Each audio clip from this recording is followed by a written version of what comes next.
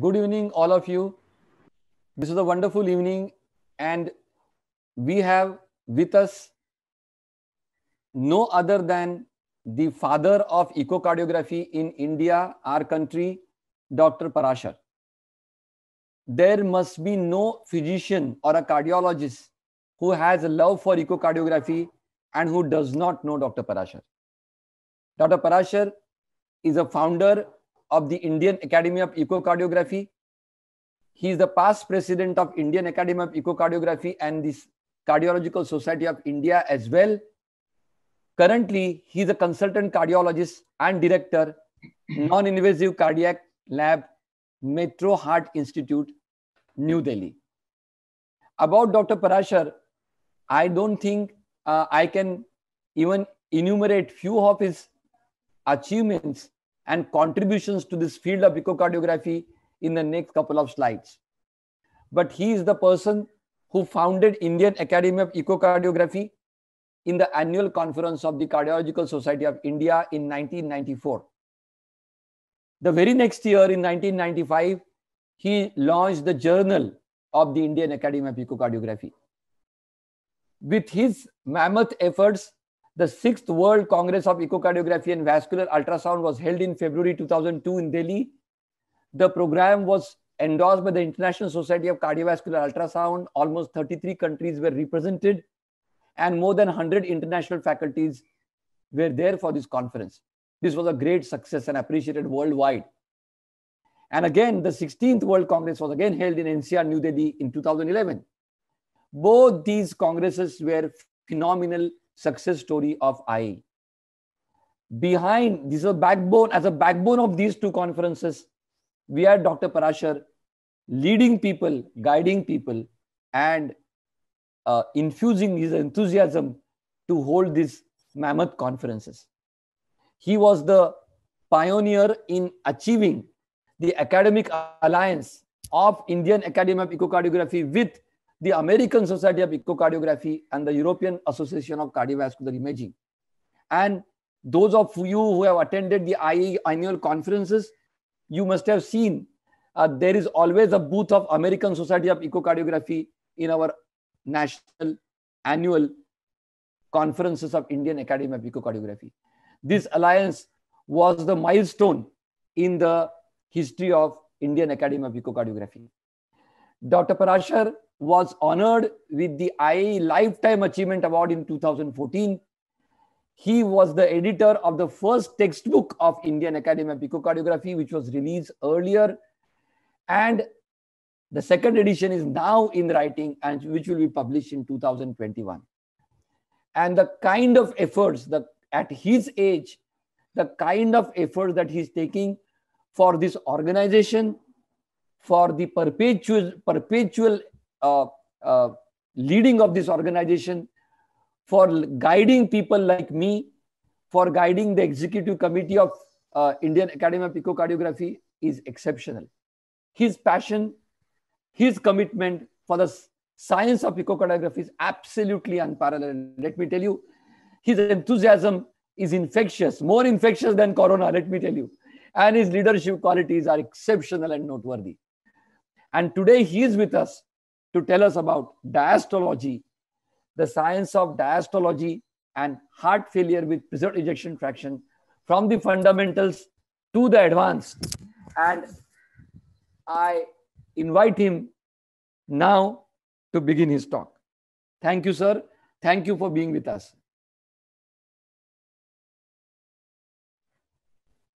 Hello. Thank you, Dr. Achieved. I could not have achieved anything in my life without the support of all my colleagues. I have always believed in we and never in I. So now, before we go to the topic, and you have been extremely kind to say so many words which I never expected. So before I go to my talk proper, I have 2 points. As pointed by Dr. Ponde, we have a mixed crowd of audience consisting of young physicians, young cardiologists, level 1 and 2 echocardiographers, and some advanced echocardiography persons, so that very difficult to satisfy all of them. But in the first 30-35 minutes, we'll discuss some of the general aspects of diastology. And number two, in next 15-20 minutes, we'll go to the some advanced aspects of this. You are seeing me in this odd dress because currently I'm based in USA, where it is quite cold or so. So now coming to the slides.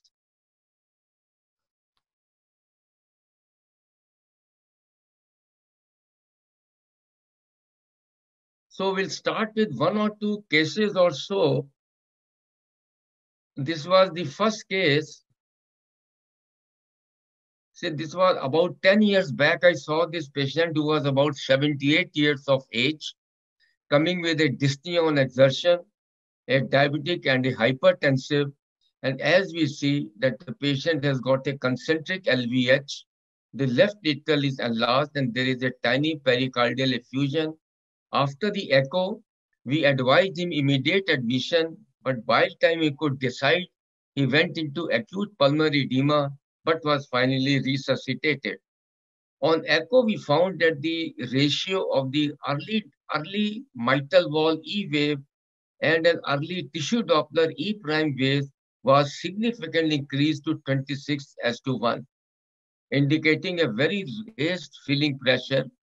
The second patient was a 70-year-old lady who again presented to us with palpitation and dyspnea, had signs of failure. And as you can see, on the left side is the LV. You can see a concentric LVH. Visually, the LA is significantly enlarged, indicating the presence of an chronically increased left atrial pressure. And here again, you see, when we did a tissue Doppler and mitral valve, we saw the E oblique E prime ratio was significantly increased, indicating the presence of a heart failure with preserved ejection fraction, which will now refer as a diastolic heart failure just to save time or so. So what was common in both these patients was both were symptomatic with dyspnea, both were of an elderly age group, both had hypertension with LVH, both had LA overload than normal LV ejection fraction, and both had a significantly increased E oblique E prime ratio, which is a surrogate of a raised LV filling pressure. And you know, E oblique E prime, the normal is usually less than 8. And when it is more than 15, it indicates a significant increased filling pressure, 8 to 14 in gray zone. And as we all know, that its accuracy in detecting a pulmonary capillary wedge pressure is better in those with an ejection fraction of less than 50%, which is about 91% as compared to those whose ejection fraction is within normal. So these are some of the common figures used in E oblique E prime ratio. Now, why this diastolic heart failure? That word I'm using instead of this is important because the incidence is about 40 to 50% of all cases of heart failure and is almost 5% in general population. The morbidity, mortality, and recurrent hospitalizations are almost the same as a heart failure with reduced ejection fraction. Hence, the teaching is that all vulnerable patients, when I repeat, all vulnerable patients with dyspnea, either a rest or exertion or heart failure, must be evaluated for a diastolic dysfunction. And who are these vulnerable patients? They form the clinical phenotypes, that is hypertension, especially with LVH in about 60 to 80% of cases, cardiomyopathy, coronary artery disease, diabetes in about 20 to 45%, and a very important clinical phenotype is obesity, which is found in almost more than 80% of patients of a, a diastolic heart failure, sleep apnea, and metabolic syndrome, either in isolation or associated with obesity, aging. So these are some of the important clinical phenotypes which we'll be discussing repeatedly also, which are responsible for heart failure with a preserved ejection fraction. Now remember that it is a very complicated disorder. It is not a single system disorder. It has got a multi-system and a complex disorder and has a large number of biological phenotypes like a myocyte hypertrophy, systolic dysfunction, diastolic dysfunction, various sort of a peripheral vascular disorders, fibrosis, inflammation, and many other situations, many other endothelial dysfunction, so that it is a almost a generalized disease rather than keeping it into a very simple, single vessel, single sort of a system disease. So now what is a diastolic dysfunction? This is not very basic, it is for everybody. A normal ventricle fills without an abnormal increase in its end diastolic pressure, both at rest and exertion. That means if you give a volume, it will be well accommodated by the left ventricle and converted into a good stroke volume, while a diastolic dysfunction is an abnormal increase in the LVEDP for the same end diastolic volume. That means it is a sort of a diseased ventricle. For the same volume, it produces an increased LVED pressure. So that basically both these lead to a increased filling pressure. Now, in the literature, many of our younger colleagues get confused with the terminology increase the filling pressure. Remember, the synonyms of the LV filling pressure is a mean pulmonary capillary wedge pressure, which is an ideal surrogate, a mean LA pressure, a left ventricle pre-A pressure, that is before the atrial contraction, mean LV diastolic pressure, LV and diastolic pressure. So all of them are synonyms of the LV filling pressure. And the hemodynamically increased filling pressure is when the left ventricular and diastolic pressure is more than about 16 millimeters of mercury. Then we call it hemodynamically as an increased filling pressure. So what are the major determinants of this diastolic heart failure? Active is the relaxation abnormality, which is the earliest abnormality which occurs. And this is a very based on various calcium metabolisms and various complex molecular biology also. Then there is elastic recoil early in diastole, which we'll refer to later on. And then there is, as the diastolic dysfunction progresses, the active relaxation gets accompanied by a passive factor, that is a decreased compliance or an increased stiffness abnormalities. So these are the three major determinants, and the effect of all the three determinants is to that they determine the increased LV filling pressure, how high will be the filling pressure. So whenever we do an echo, our role should be to demonstrate all the three. We should demonstrate a relaxation abnormality. We should demonstrate an elastic recoil for disability, and we should also demonstrate the decreased compliance or increased stiffness abnormality.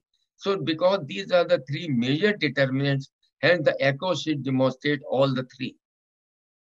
So this is the basic slide which should make you understand what is the physiology and the phases of diastology. Now remember, diastole starts with the closure of the aortic valve and ends with the closure of the mitral valve. So when the aortic valve closes, there is a rapid fall in the left ventricular diastolic pressure, which is known as a minimal LV pressure. While the LV pressure is falling, at the same time, the left atrial pressure is increasing because it is being filled up by the pulmonary veins.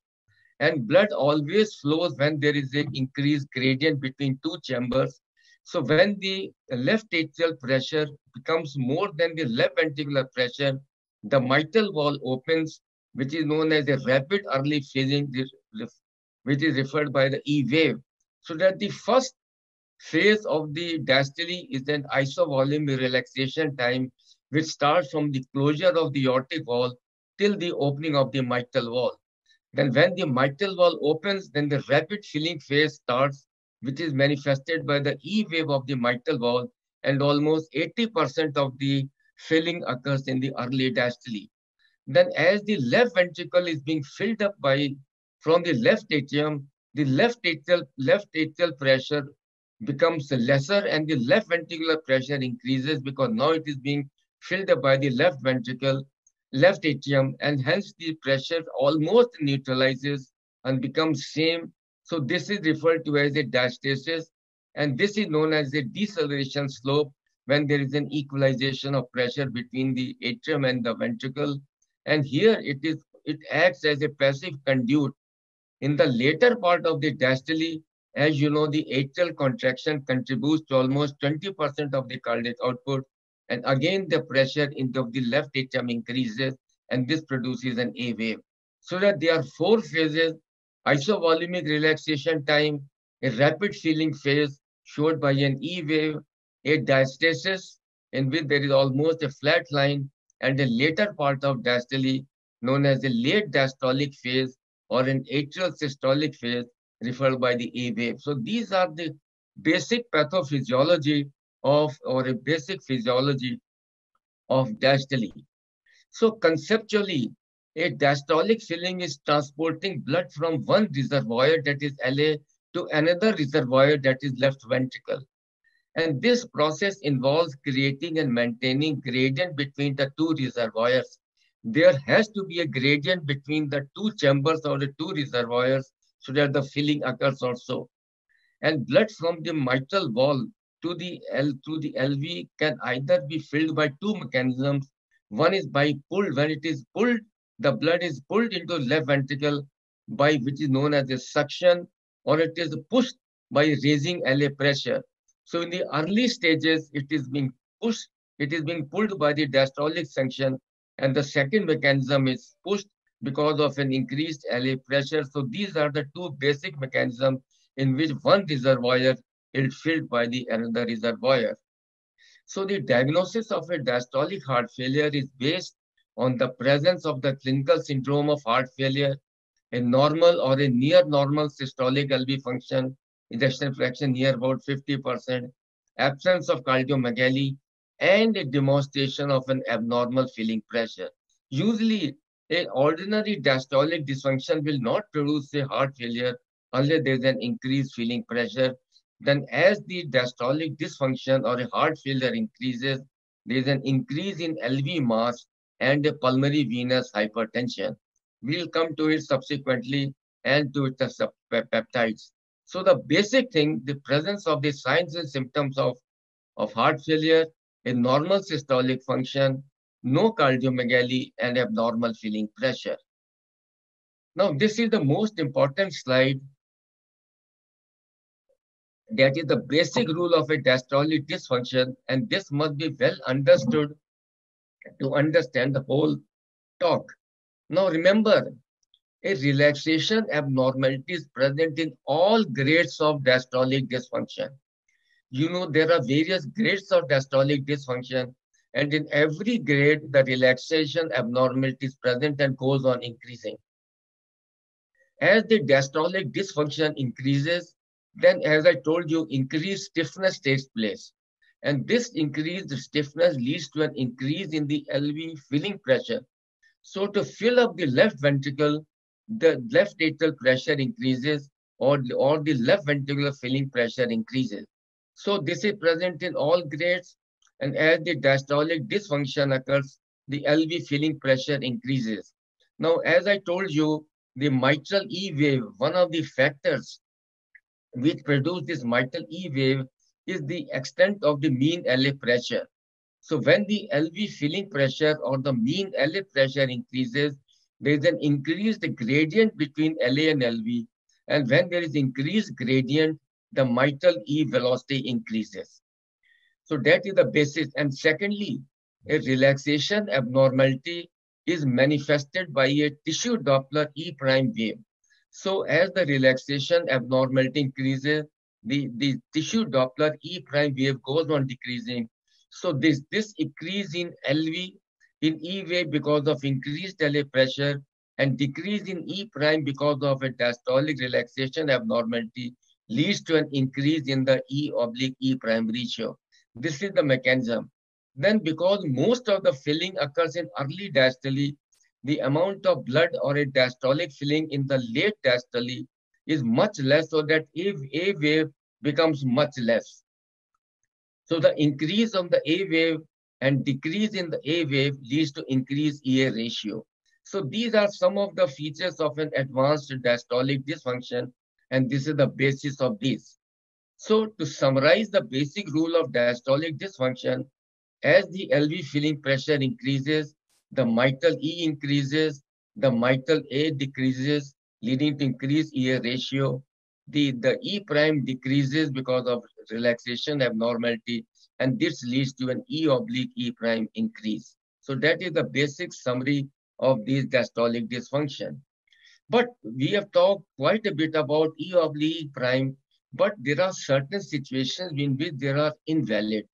First law is a moderate to severe mitral annular calcification. Now, the two things what you have seen, many cases of a degenerative mitral stenosis are because of a mitral annular calcification, and they extend over the mitral leaflet to produce an E wave. So if you see in a mitral annular calcification, the E wave increases because of a more of a functional stenosis. At the same time, because the annulus is calcified, the tissue Doppler E and L wave decreases. It has been shown that this decreases by about 20%, and the E oblique E prime ratio increases by 25% in cases of a mitral annular calcification. Hence, both these and the E oblique E prime ratio becomes invalid because of the presence of a mitral annular calcification. So, and this is found in about 30% cases of elderly individuals. So if this is invalid. So one of the proposed mechanisms to find out whether the filling pressure is increased or not is simple is if the EA ratio is less than 0.8, it usually indicates a normal filling pressure with a good sensitivity and specificity. And when it is increased to beyond 1.8, that means here it shows that the E wave is significantly increased and A has become significantly decreased. This increased as a filling pressure. So just remember 0.8 and 1.8 to indicate the presence of a normal or a high filling pressure. And when it is intermediate between the two, then you take an IVRT and take a figure of 80, which will tell you high LVFT or this. Though it is a proposed mechanism, but sometimes difficulty do arise also. So this is how we go in the case of a mitral annular calcification. Similarly, there are many other situations where E or E is not used. For example, mitral valve surgery, prosthetic valve because your annulus has been distorted by the surgery, a severe mitral regurgitation because the severe mitral regurgitation because of an increased volume overloading of the left ventricle, the E wave is artificially increased. So this will produce a more of an E oblique E prime ratio. Then when there are ischemic lesions of the basilar septum or a lateral wall abnormalities, then the E prime will be artifactually decreased, leading increased E oblique E prime ratio. Then abnormal septal motion like a bundle branch block, cardiac pacing, right ventricular volume overload, where there is abnormal motion of the septum and you cannot keep your sample volume almost parallel to the structure or so. So they can produce an abnormal in this situation. E oblique E prime U is not used also. In a normal patient, normal 2D echo, normal Doppler findings, E oblique E prime should not be taken as a criteria. So these are some of the important situations where E oblique E prime should not be used and the other parameters will be used in these situations. So based on these, how do we evaluate LV diastolic function and LV filling pressure? When we say diastolic function, we should always mention about the LV filling pressure because they are intimately related also. In 2009, the American Society of Echo and the European Society, they produced a guideline with 9 parameters and 3 algorithms. So there was a sort of a very complex parameters, a lot of calculations also. So in 2016, they wanted to make it more simpler. So from 9 parameters, they reduced to 4 parameters and 2 algorithms. And these are very well known to you, for which we need not waste much time, because they wanted to make it more simple. more reproducible, but there were few limitations in these parameters also. So, so when we evaluate a diastolic function, this is the most important fact. Never jump straight to echo. A good clinical history, including age and a predisposing comorbidity, for example, those clinical phenotypes which we have discussed just now, like a diabetes, hypertension, obesity, all these situations, and a good clinical examination. So this history and clinical examination is equally important, and then this is followed by a good 2D echo. For example, what we see in an echo, whether the LVH is present or not, what is LA size, any wall motion defect, ejection fraction, and annulus motion.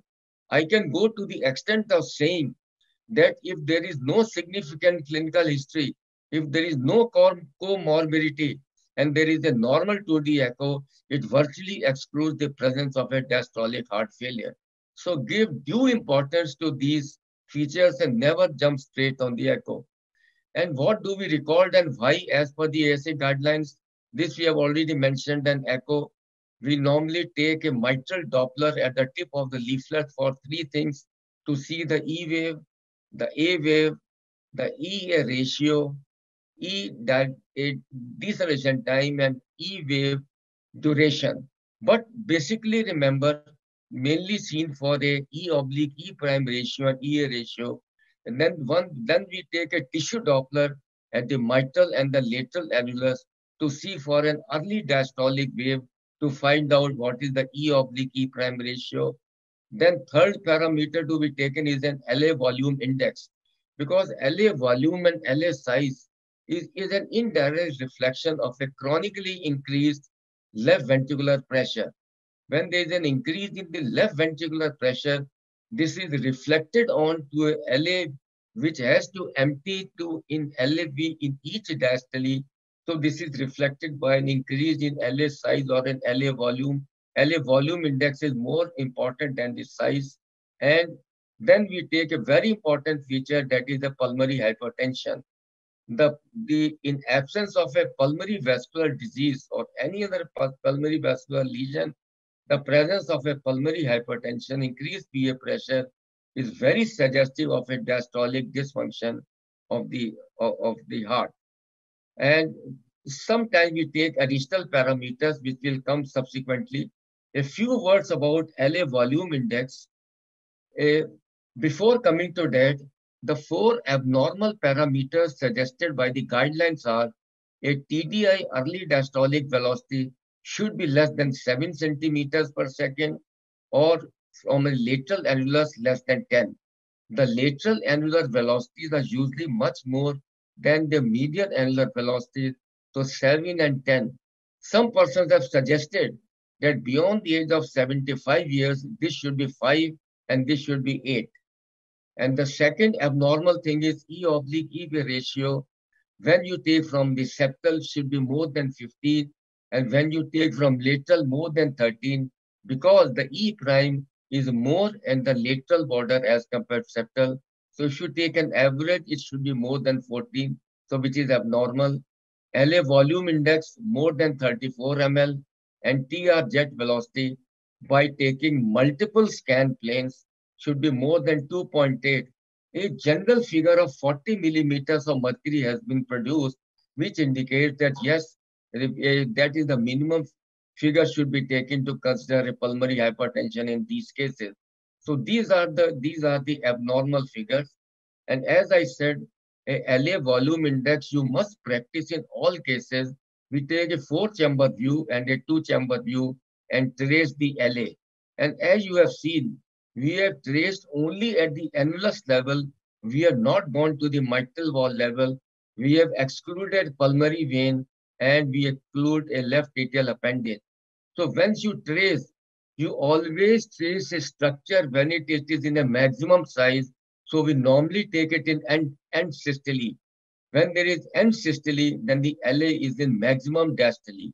So you trace the LA area, then take a 2-chamber view and trace also the good 2-chamber view area. Again, the same thing, not taking pulmonary veins and appendage. and then see a distance from the annulus to the superior margin of the LA and see the shortest distance also. And the formula is 0.85 into area 1 into area 2 divided by the shortest distance. It comes to about 96 milliliters. You divide it by the body surface area and you get the value as per the body surface area. If sometimes rarely you are not able to get a good two-chamber view, then you can try a three-chamber view. And these are some of the normal values which all of known to you, and they have slightly been modified. That severe is now more than 48 ml meter square. One word, every increased left atrial volume index is not because of a diastolic heart failure. Patients of a chronic atrial fibrillation can have an increased LA size. And when an increased LA size and fibrosis leads to chronic atrial fibrillation. So these are intermingled together, a chronic AF and an increased LA size and volume, a mitral valve disease. Elite athletes, especially with bradycardia, can have an increased LA volume because of an increased a output state also and anemia. So these are some of the situations where this LA volume index may not be very sort of applicable. And sometimes in an apical four-chamber view, in absence of hypertension and IHD, you may find some LA enlargement. So these are some of the fallacy in the present in these LA volume index. So this is again the same parameter. So now why I have brought this slide again. Never base your diagnosis on one single parameter. For example, like EA or E prime, always take multiple parameters in consideration. If you take a single parameter, you will wrongly diagnose a lot of diastolic dysfunction. So in conclusion, which parameter point to which diastolic assessment should be taken in consideration? So you have to integrate a multiple parameters rather than one single parameter. And based on these, the guidelines were produced. I'm sure all of you have read it, so it's not waste the time on it. The problem is that whenever we see a LV diastolic dysfunction, we see two things. Number one, what is the grade of the diastolic dysfunction, and what is the feeling pressure.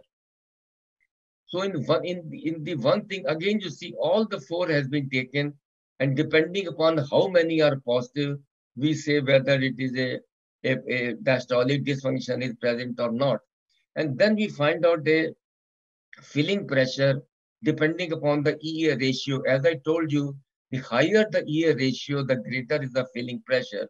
So that means in these two algorithms, we try to find out whether diastolic dysfunction is present or not, then what is the grade of the diastolic dysfunction.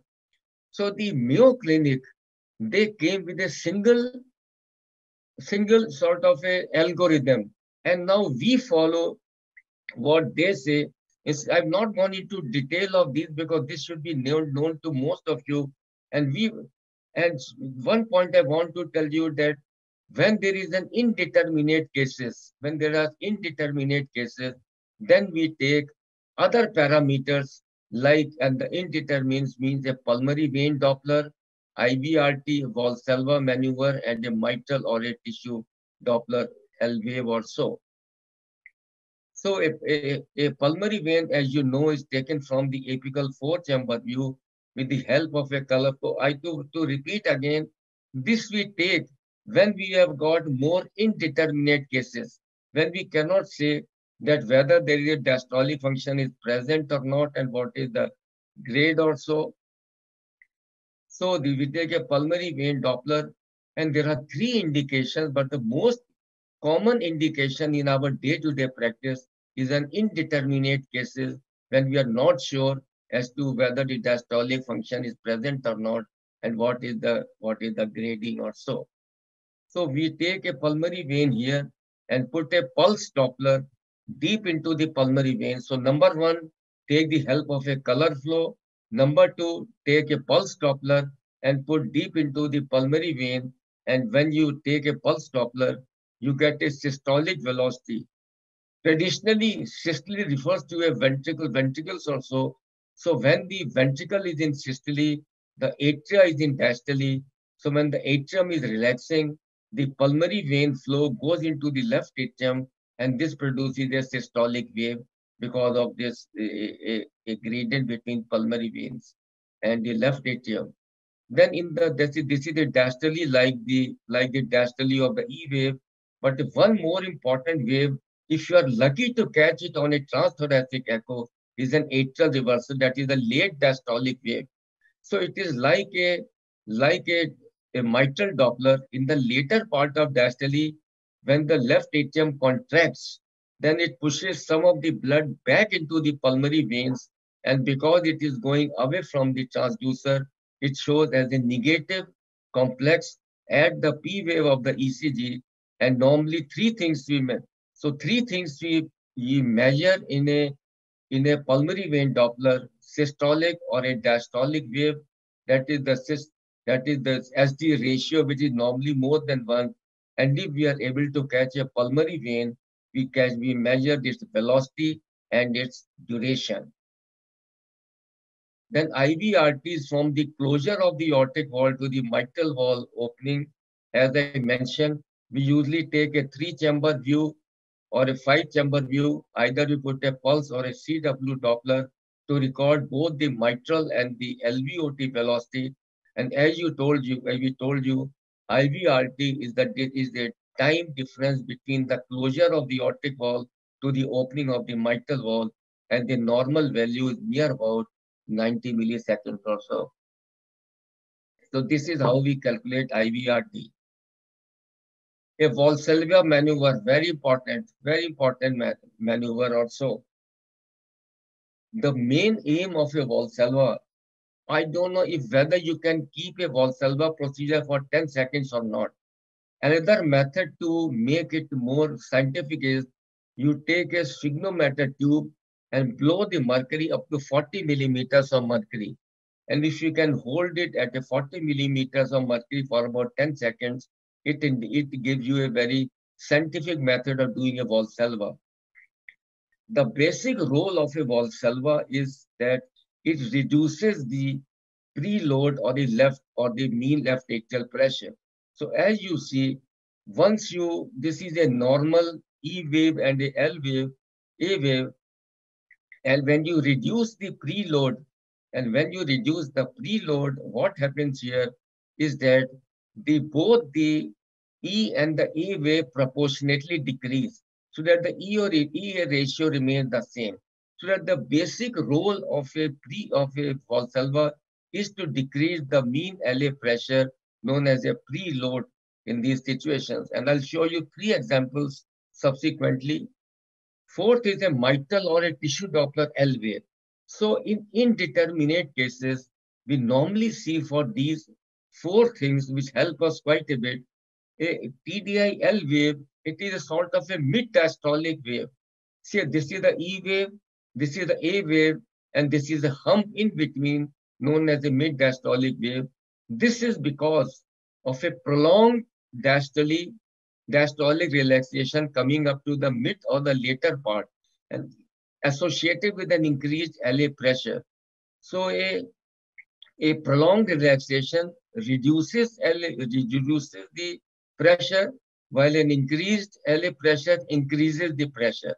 So that this increased LA pressure produces this hump known as the L wave, and which is a sign of an increased left ventricular filling pressure or a diastolic. So, and it can also be seen in a normal individuals with a bradycardia. So a limit has been put at about 20 to 30 centimeters. Initially, it was put at 20 centimeters height, but then some persons came that to make it more specific, let us make it 30 centimeters. So this is an L wave. So whenever you do a mitral Doppler, always see for a mid-diastolic wave, and when you see it, you just measure it, how much it is. Now here, so, and if you are lucky, You can also get an L wave in a tissue Doppler. This is early diastole, this is late diastole, and this is a hump in between known as an L wave. Now here you see the one example of a Valsalva. As I told you that one of the factors in the etiology of the L wave is the presence of an increased mean LA pressure.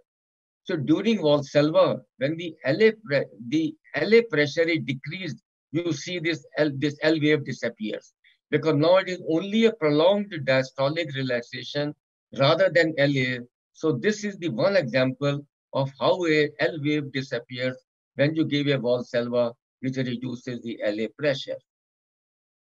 So now based on this, we have to do two things. Depending upon the severity of the disease and the degree of elevation of LV filling pressure, we classify the diastolic dysfunction. Again, you see it is based on the severity and the LV filling pressure. We are not bothered about the relaxation abnormality and neither the restriction because all of them are well known. But one confusing diagnosis is a pseudo-normal, which is an increasing phase of a diastolic dysfunction but likely to be missed in many situations. You see, in an impaired relaxation, the E wave is small because, as I told you, the E wave depends upon the degree of gradient between the LA and the LV. When there's an impaired relaxation, the LV pressure still doesn't come to the minimum level.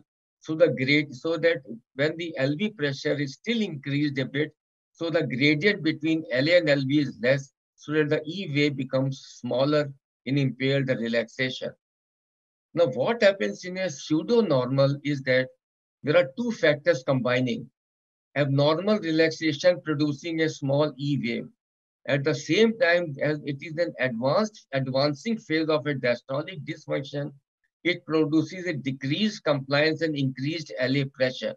So this will reduce E wave and this will increase E wave because of an increased LA pressure. So they counterbalance each other. Thereby producing a normal mitral wave. That is the thing. That is why some persons believe that in every time you do a Doppler study, always do a Valsalva, whether it is needed or not, you will be benefited in some of these situations. So how do we diagnose a pseudo-normal when the mitral valve is looking normal? So again, very important clinical scenario. There must be some contributing disease or a primary factors like a diabetes, hypertension, and whatnot. A 2D echo should show some abnormality either at LVH. It will never be normal. Then we do a preload reduction. A Valsalva comes here in picture. Now suppose this apparently looks like a normal mitral Doppler. But when you really measure, you find EA velocity is about 1.9. The upper limit is about 1.50. So this indicates possibly there could be an increased LA pressure. So what do we do? When we give a Valsalva, now there are two factors combining to this mitral Doppler. One is the impaired relaxation, and the second is increased LA pressure. So when we give them a Valsalva, the increased LA pressure disappears, which was a prerequisite, and it converts into a grade 1 diastolic dysfunction. So this Valsalva second example tells us that this mitral Doppler, which was looking normal, is now converted into a grade 1 diastolic dysfunction because now the impaired relaxation takes over as compared to a mean LA pressure, which was reduced because of a Valsalva maneuver. Then thirdly, the systolic wave of the pulmonary vein is decreased because the systolic wave normally is because of a decreased LA pressure and the flow coming from pulmonary vein to the left atrium. But in this situation, the LA pressure is increased because that is a manifestation of an increasing diastolic dysfunction. So when there is an increased LA pressure, the gradient between pulmonary vein and the LA pressure is decreased. So S wave becomes small and there is a reversal of the systolic diastolic flow ratio. Another important thing, very important, is normally I repeat, normally A wave duration is more than the pulmonary vein atrial reversal duration. But here in this case, because of a significantly increased LV and diastolic pressure, there is a vigorous contraction of LA. And here you see AR duration is 171, while mitral A wave duration is 133. So this is more than 30 milliseconds, which is pathological also. So these are some of the features.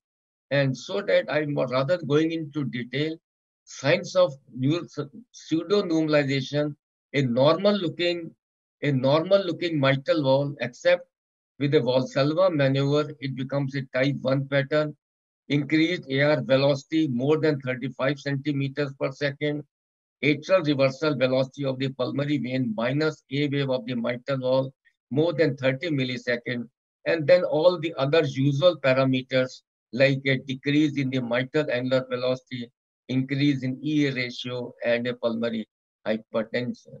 So, a common sense dictates if a systolic function is abnormal, diastolic function unlikely to be normal. If more than mild LVH present, diastolic function unlikely to be normal. If LA is enlarged, which is not due to atrial fibrillation or mitral valve disease, LV diastolic function unlikely to be normal. And the common sense dictates that in any of the situations, whenever you see a normal looking mitral valve, think of pseudo-normal. And this is the reason why we always recommend that when you do a normal diastology studies of anything, it a Valsalva does not take more than few seconds. In some cases, you will be rewarded in one of these situations when you find a normal looking mitral valve. And the third example of a Valsalva, this is this is a restrictive physiology in which there is a markedly increased LV filling pressure. It is so much increased that the E wave is markedly increased, A wave is very small, giving a ratio of 2.67 or so. Now, if it is reversible, it is good. If it is irreversible, then possibly you will never be able to celebrate your next birthday. So here we do a Valsalva, keeping in mind that E is 1.17 and EA ratio is 2.67. When we give a Valsalva, what happens now? The EA becomes only 1.18. From 2.67, it comes to 1.18. And so that it is a reversible type of a restrictive cardiomyopathy, and you are bound to celebrate your next birthday. So these are few examples of a Valsalva which you should practice. What one practical point is this: whenever you do a Valsalva, your mitral valve pulse Doppler tends to get slightly moved here and there. So you try to keep it at the level at the tip of the mitral leaflets and use the keep on moving there so that even during Valsalva it is there. So this is, I said, this is the what we follow in our institution. This is now when we showed you this, there were two things we showed you, a algorithms. One was for determining whether a present diastolic dysfunction is present or not, and then we find out any other algorithm whether it is what is the grade of diastolic dysfunction. So this is what is followed by a by Mayo Clinic in all patients. They find out all the four things which have been measured. They don't measure E or E prime usually in cases of a bundle branch block, primary pulmonary hypertension, and all these things. So once you have taken these four parameters, if more than three are abnormal, it is a normal filling pressure. When the more than three are abnormal, it is indicative of an increased filling pressure. And when it is 2/2, you are indeterminate, and then you do whatever we have shown you, except we'll tell you LA strain. And these are the patients, so that we have found out if filling pressure is normal or increased or indeterminate in the same algorithm. Then if it is a normal filling pressure, it can be a normal diastolic function or a grade 1. And if it is an increased filling pressure, it will be grade 2 or grade 3, and you know how to differentiate between the two.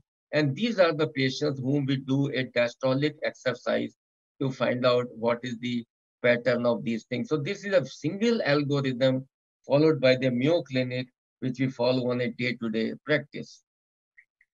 Now, coming to some of the newer updates, there has always been a demand of a diagnosis to simplify it, to make it very clinically oriented, reduce indeterminates, and avoid sophisticated tests like an invasive. So the main thing that it should be bedside simplification of the diagnosis. And one of them was a heart failure with preserved ejection fraction scoring system produced by Reddy et al. It is a simple bedside technique, exertional dyspnea. You can find out immediately by bedside whether it is of a cardiac origin or a non-cardiac origin. And these findings have been very well validated with invasive hemodynamic studies. So what they do, remember this HFPEF. So that is HFPEF, but they have put 2H here. If the body, then they have given points according to the body mass index is more 2 points, 2 or more hypertensive agent 1 point, atrial fibrillation 3 point, a pulmonary hypertension 1, age and the filling pressure. And if your point is more than 6, it definitely indicate the presence of a diastolic heart failure. If it is less than 1, then that means there is no diastolic heart failure. When it is between 2 to 4, then of course you may need another test also. So it is a very simple bedside method which can be done by any resident or even a technician, just and does not require any sophisticated test. So this has become a very popular test. Another one is what is produced by the Heart Failure Association of the European Society of Cardiology. Again, after one step, you can be sure whether this heart failure with preserved ejection fraction is present or not, and you need not go to the other steps also. What they do to find out the pre-less likelihood, what are the symptoms? Is the patient asymptomatic, or they are abnormal symptoms, or the symptoms are vague? Then you also see for a clinical demography, that means what are the predisposing factors, what we have discussed in the earlier. You may or may not do the BNP, see the ECG for any LA enlargement or LVH, and do a simple echo. So, and a simple echo means to do a LVH, LA enlargement, any wall motion abnormality, ejection fraction. If suppose there is no significant symptoms, if none of the clinical demography is present, ECG and echo is normal, you don't go to any further step, and you can be very much sure that the patient does not have a diastolic heart failure.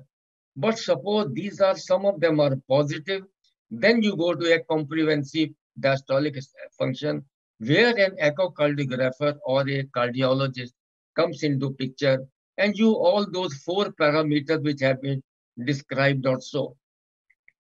If the points are increased, then you have go to the next step. And here's some important, these are some of the points, whether E, velocity, average, the 2 points to note, including they have included a global longitudinal strain. 2 points deserve a attention. They kept several values for an atrial fibrillation and for a sinus rhythm. So that this tells us one thing, that once a patient is in atrial fibrillation, we should not continue still with a 34 ml meter square, but should make it about 40 because this is atrial fibrillation. Second thing they pointed out was the peptides and pro-BNP and BNP are significantly increased in atrial fibrillation. So their value should be 3 times the above normal to get you to the 2 points.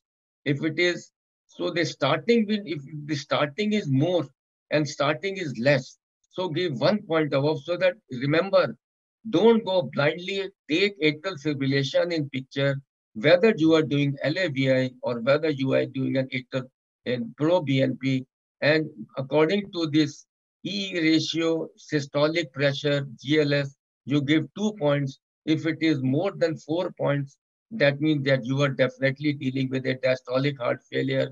This I'm sorry, when it is more than 5 points. 2 to 4 points, that is you're still not very sure, you do a diastolic stress echo. So this is the how we go stepwise, whether you finish here or you finish here. We usually don't go up to this step 4 or so. One word about a diastolic stress echo. Why should we do it? Now you take two patients. One is a normal patient, one is a diastolic heart failure or patient complaining of dyspnea on exertion. In a normal individual, when you give him an exercise, there is an increase in the cardiac index without any increase in the filling pressure. The filling pressure remains normal, but the cardiac index improves because after stress, a lot of flow of the blood occurs in the left ventricle and it well accommodates it in producing a good cardiac index. While in another group of patients who is not able to increase his cardiac index unless there is a significant increase in the filling pressure. So this is the importance of doing a diastolic stress exercise, that many patients show increased filling pressure only on exercise. And if you only do a resting exercise and find everything is normal, then they pose a diagnostic problem. Without going into details, there are two main indications when a resting echo does not explain symptoms of heart failure or dyspnea. And number two, the best is the grade 1 dysfunction and a normal mean pressure at rest and indeterminate cases. In indeterminate cases, we do it. We don't do a stress echo in a completely normal heart, or when there is already LV filling pressure is already increased. There is no need of doing it because the diagnosis is evident. And the criteria for positivity after exercise is an E oblique E prime ratio of more than 15 and increase in the TR jet velocity. So post exercise, see mainly for these things. We don't do a dobutamine because dobutamine is a vasodilator and may decrease the filling pressure and is not physiological, because you want also to see the exercise capacity which produces symptoms also. Now, this was done almost about 10 to 15 years back. If today, in 2020, possibly we would not have done a stress echo, because here you see the E oblique E prime is 1.98. But a thing which possibly did not support us was support this diagnosis was after Valsalva, there was a proportionate decrease in the E and the A velocity, and there was no grade 1 diastolic dysfunction. So we thought of doing a stress exercise, and the E oblique E prime was a borderline at about 11. At that time, we used grade 10 as a normal value. After giving an exercise, see suddenly what happens. E from 1.98 goes to 3, and the E oblique E prime from 11.1 goes to 17. So they did give us a diagnosis that the patient's dyspnea is of a cardiac origin and he is in a latent diastolic heart failure. Coming to some of the new parameters, LV global strain, a torsion. What happens in a torsion if you see the ventricle from the top? During systole, there is a twist of the left ventricle with the apex moving counterclockwise and the base moving clockwise or so. In the diastolic phase, there is a sudden untwisting, and this sudden untwisting releases the energy, and this is what is known as a diastolic suction of the ventricle. So that is the diastolic untwisting, and so a torsion is a net difference of between the basal and the apical, and the normal is 15 to 20. The problem is that it is deranged in the early stages of diastology and normalizes in advanced diastolic dysfunction. It has a potential, but believe me, it is mainly used for research and conference purposes. You do one case and you go on showing it in every conference. But as a day-to-day, it is not being done so commonly or so. Then we do a strain rate at the level of the IVR relaxation period, and strain rate at the E wave. These are early diastolic parameters, IVR and strain rate, and you divide them by E and you get certain values, which is gaining more importance. But out of all the three, the left atrial strain is the most best and the used most common. Now, LA modules LV filling by three functions: a reservoir function, when there is a filling of the left atrium during the systolic phase, a conduit function, and the late booster function. When we do a LA strain, a peak LA strain, it is usually during a reservoir function. And it is a promising, simple technique. Diagnostic accuracy is about 95%, and there is a significant inverse relationship between the reservoir strain and LVEDP. The lesser the reservoir strain, the higher is the left ventricular end diastolic pressure. So this is inverse relationship.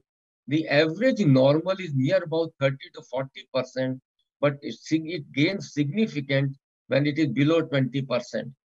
Another important aspect of an LA strain is that it can grade a diastolic dysfunction severity and has a prognostic role. For example, here you see in one of the studies in a single cardiac cycle, this is grade 1, this is grade 3. They could not differentiate very well from an LA volume index whether we are going into grade 1 and grade 2. But this confusion can be very easily corrected by LA strain. Say, for example, this is grade 1, this is grade 2, grade 3. As the diastolic strain goes on, as this diastolic dysfunction goes on worsening, this becomes less. Here it is hardly 16, here it about 20, and here it is about in a grade 1, it is near about 30. So that as I mentioned, there is an inverse relationship between the reservoir strain and LV and diastolic pressure. The lesser the strain and you see grade 3. So here you can very easily differentiate whether it's a grade 1, grade 2, and grade 3. A few months back, an interesting rule of this LA strain came was they divided mitral E by an LA reservoir strain and they came to value of 3.2. When there is a increased filling pressure, E increases and LA reservoir strain decreases.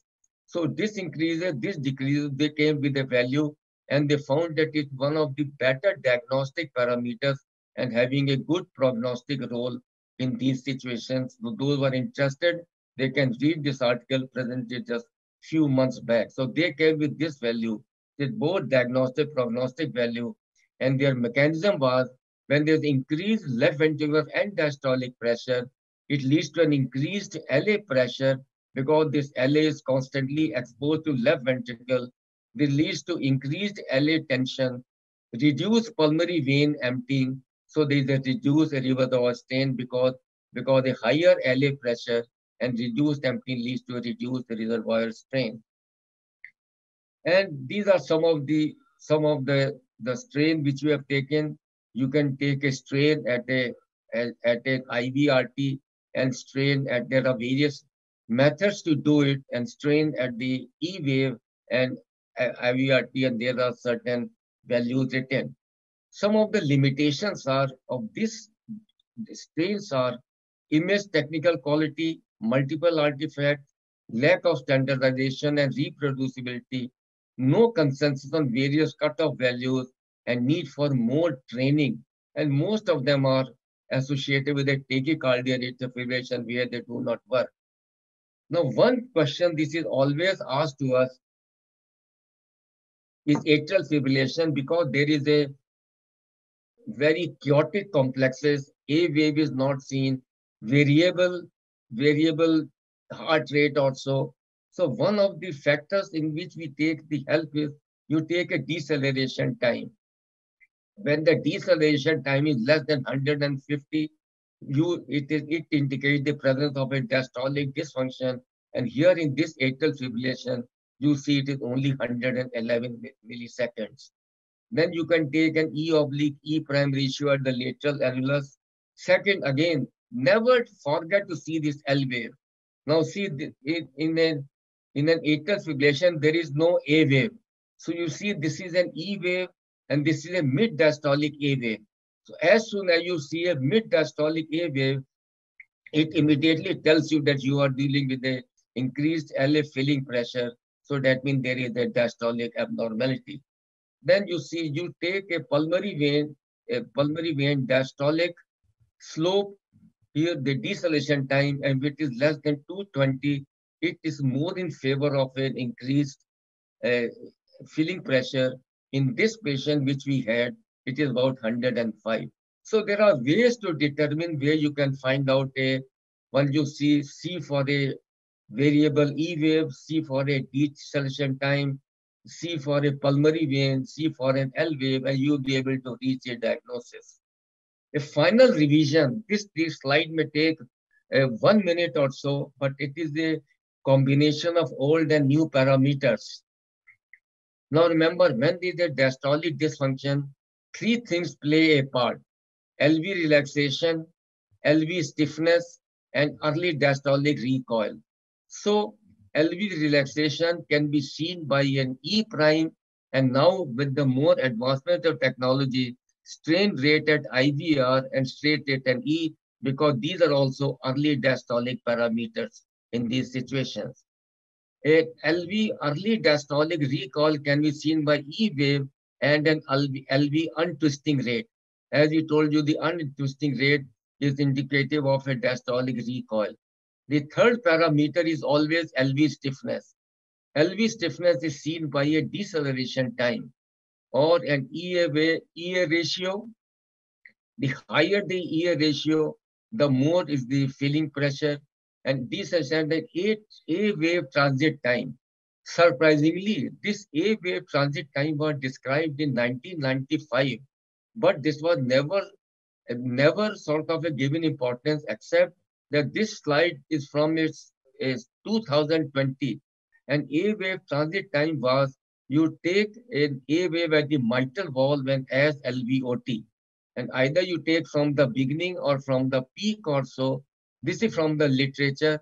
As the diastolic dysfunction increases, this becomes less. If it is less than 45 to 50 milliseconds, it indicates the presence of an LV filling pressure or a stiffness.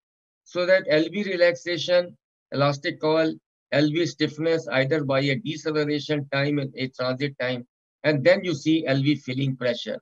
LV filling pressures are seen by E oblique A ratio, E oblique E prime, which is a surrogate of filling pressure, E oblique SR, and E oblique SRE. Here, they are also present, and LA strain. So these are the latest according to the parameters regarding to what do you see in the three parameters. So now, lastly, there are some gaps and unanswered questions. It is a diastolic heart failure is a very complex clinical syndrome with a multiple pathophysiological expression. And as we have mentioned, there is need for a one single diagnostic algorithm rather than multiple confusing algorithms also. There is a need for a large study of breathless patients and controls. They should undergo both echo and invasive study to find out that which echo diagnostic parameter is more important for these breathless patients. Then there are patients of early heart failure with preserved ejection fraction. Because they have only intermittent diastolic overload, the LA volume index is less diagnostic and smaller, and here the LA strain should come in the picture. Which is the best stress protocol, especially for elderly breathless patients? We don't have facility for a supine bicycle. Can they undergo treadmill? Can the 6-minute walk test give the same if information as that, or what it is, what test should be done? Then number, as we told you, in an atrial fibrillation, it needs further studies that what should be the normal values as compared to patient with a sinus rhythm. Then which is the best non-invasive indicator for a raised filling pressure?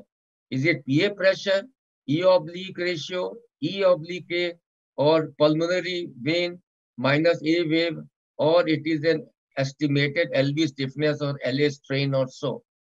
Should LA volume index be replaced by LA strain in the new guidelines also. So, in summary, assessment should be done in all vulnerable patients for a heart failure patients and those presenting with unexplained dyspnea. A good clinical correlation and good 2D echo should be the starting point, not the end point. Always mention two things. What is the grade of the diastolic dysfunction and whether filling pressure is normal, increased, or indeterminate. This increased PS systolic pressure in absence of COPD is a good criteria for a diastolic dysfunction, especially if the LV filling pressure is more than 60. Post-exercise studies can be very informative in a subgroup of patients with dyspnea. It is imperative to integrate several echo variables to arrive as a correct diagnosis. And irrespective whatever we say, some of the limitations continue to be tachycardia, irregular rhythm, multiple mitral valve diseases, and some imaging artifacts also. And lastly, newer and novel indices and artificial intelligence have potential to advance this field, and they will definitely come forward in this diagnosis. Thank you very much.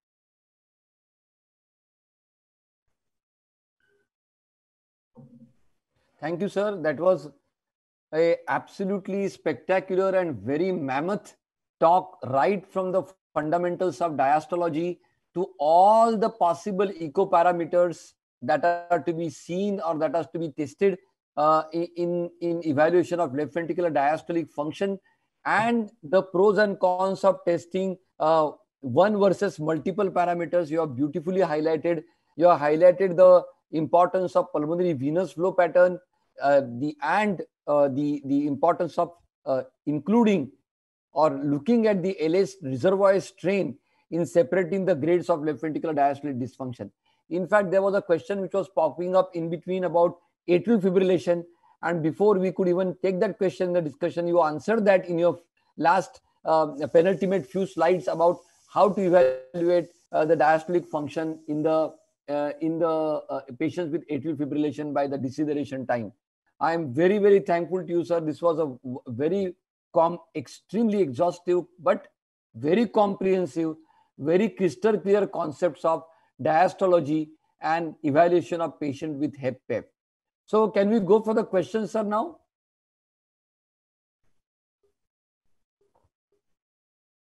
Hello? Hello? Can you hear me, sir? You have to see the chat box. Yes, sir. So the first question actually was, how do we evaluate the diastolic function if there is a atrial fibrillation? So that I think you already answered, but you can again elaborate that, sir. So that means the problem with an atrial fibrillation, as I mentioned, was there are very irregular complexes and there are variable heart rate and no A wave and all these things. So what I just suggested was that from a day-to-day point of view, there is something known as a mitral valve acceleration time. But from our practical point of view, look for number one, never go for the one complex. Always see an average of 5 complexes or more. The more complexes you see, the better will be your evaluation. So take a deceleration time of about 4 or 5 beats or so and see how much reduced it is below 140, below 150 or so. That is one. Number two, if you can see an L wave, it will be very helpful to you to immediately take a diagnosis of a diastolic dysfunction. Number three, if you can get a pulmonary vein, you can always see the diastolic slope.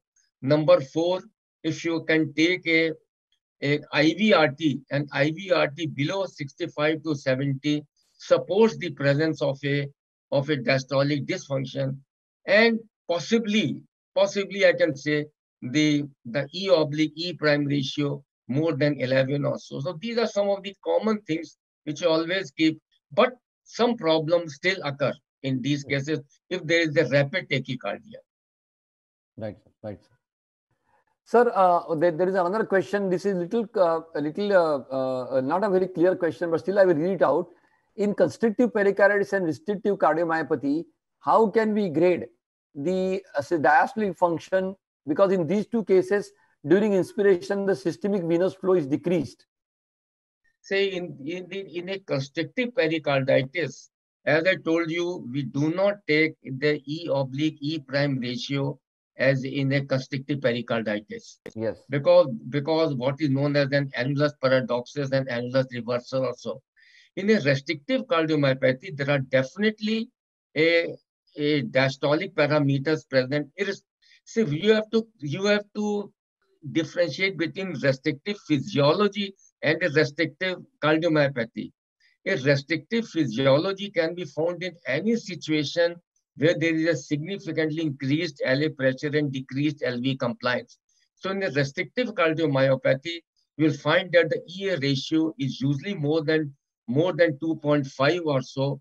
Deceleration time is significantly reduced, and all the parameters of a restrictive cardiomyopathy are present. But in a constrictive pericarditis, we do not take the criteria of a tissue Doppler, because tissue Doppler is significantly increased in those cases because of an exaggerated vertical motion also. So other parameters are taken, but not E oblique E prime ratio. Unless, of course, he wants to add something on there. No, sir, no, that's absolutely correct, sir. Because in constrictive pericarditis, the longitudinal motion is increased, and therefore the mitral annular E prime is actually increased, and therefore you cannot rely on E by E prime for the as a surrogate of the left atrial pressure. The question Actually, here, in a constrictive pericarditis, as the heart failure increases, the E oblique E prime goes on coming down. That is opposite to diastolic heart failure. Yes, sir. Yes, sir. So the next question by Dr. Sandeep Kaushal is, will post-exercise study not interfere in the relevant Doppler evaluations? Because where to keep the sample volume exactly? That is what he's asking. It is a very good question he has asked. Now, remember one thing, when you do a diastolic stress echo, there are 2-3 things which happen. Number one, some patients may be having such an advanced diastolic dysfunction that even at a minimal heart rate, they develop a features of a dystonia and increased sort of a features of a diastolic heart failure. But coming to his questions, now previously what we used to do when we used to do when we do a diastolic stress echo, we used to only limit ourselves to a diastolic dysfunction. But now what we are doing, and we have learned that because most of the patients who undergo a diastolic stress echo are elderly individuals having diabetes and having hypertension and other comorbidities. So what we do now, once the patient has undergone a stress echo, we first concentrate on a wall motion abnormality. That is the first thing we do, a wall motion abnormality is considered first.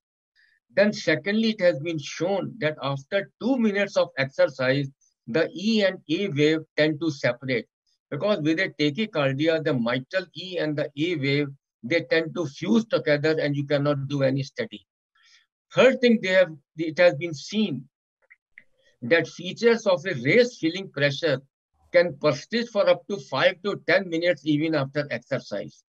So that this problem which we used to face earlier we used to straight away go for a diastolic dysfunction, but not now. We first minute or so, initially we look for a wall motion abnormality, and within 2 minutes it has been seen that as the heart rate settles down, the E and A waves separate. And these changes can persist for even 5 to 7 minutes, and you can easily study your diastolic parameters. And those who are very severely ill, they take on a minimal exercise, they can get this thing.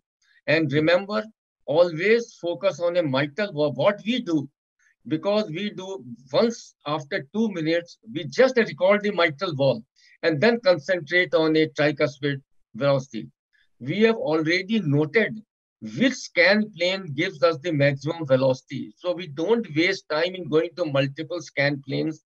We have selected a scan plane which gives us the maximum TR jet velocity. So after 2 minutes, We recalled a mitral valve and a TR jet velocity, and this problem is relatively solved. Yes, sir. Yes, sir. No, because that exercise echo is fraught with difficulty by many operators about where not to waste time. And you have very clearly said that the diastolic abnormalities persist for 5 to 7 minutes after that. So first, for 1 or 2 minutes, you check the wall motion, and then you go for the mitral flow and E by E prime. So that's a very excellent answer to that. And I think Dr. Sandeep Kaushal must have got his answer very clearly. Sir, there are no more questions in the chat box right now. Are there any questions, Kanchan? More? Hello? Hello? Kanchan, are there any more questions in the chat box which I'm not able to see or something? Yes, sir. 2 more questions. I can't see. Where are they?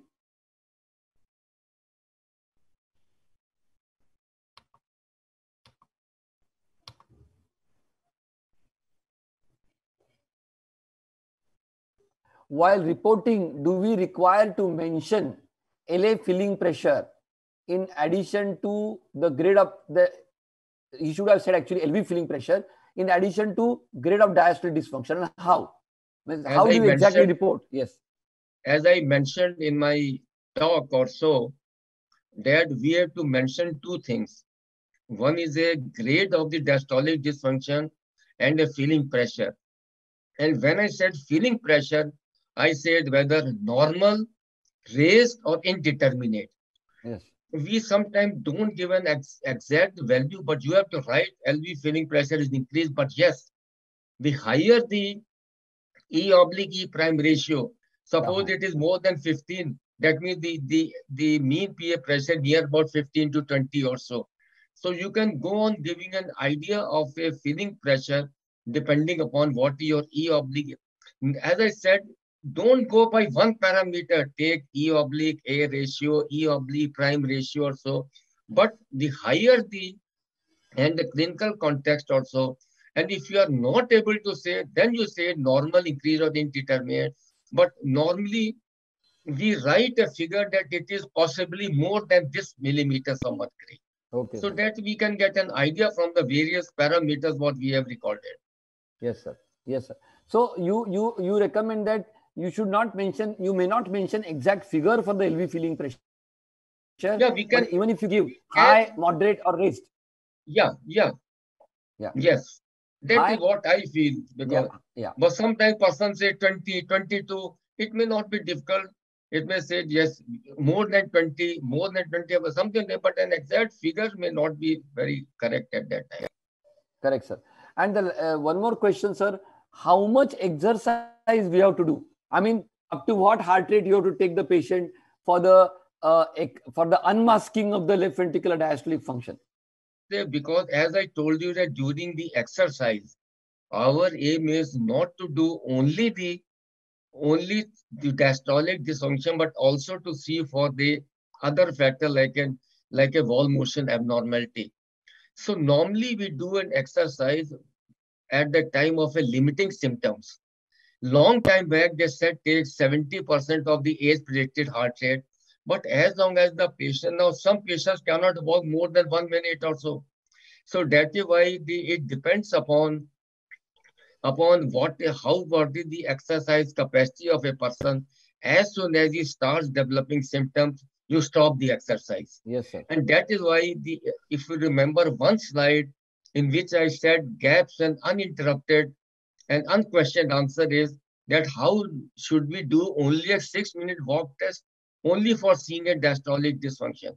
But as long as the patient can exercise, you do not want to force him. Once he starts developing it, because we do a treadmill, we have got that facility. So as soon as the patient starts developing symptoms also, then we stop it. Yes. But if you can go more than 70%, nothing like it. Yes, sir. So the answer you mean to say, sir, if you can go up to 70% of target heart rate, there's nothing like that.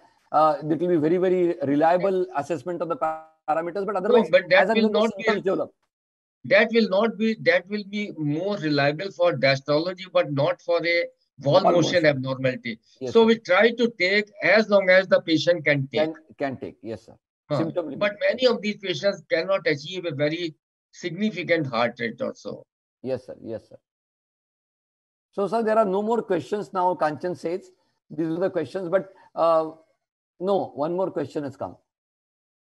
What is the maximum LA pressure that you have seen in your experience? He's asking. I think Somebody's that asking. would have been answered by an invasive cardiologist, because they I have seen I have because we it is as I told you, we don't give an exact figure. Exact figure is usually given when a person undergoes an invasive hemodynamic study or so. Yes. But I can say that I might have seen up to 25 or 30 or more than 30 by calculation, not by a visual impression about the 30 or so. Yes, sir. Yes, sir. And there is another question: how to monitor diastolic function in patients post CRT and post ICD?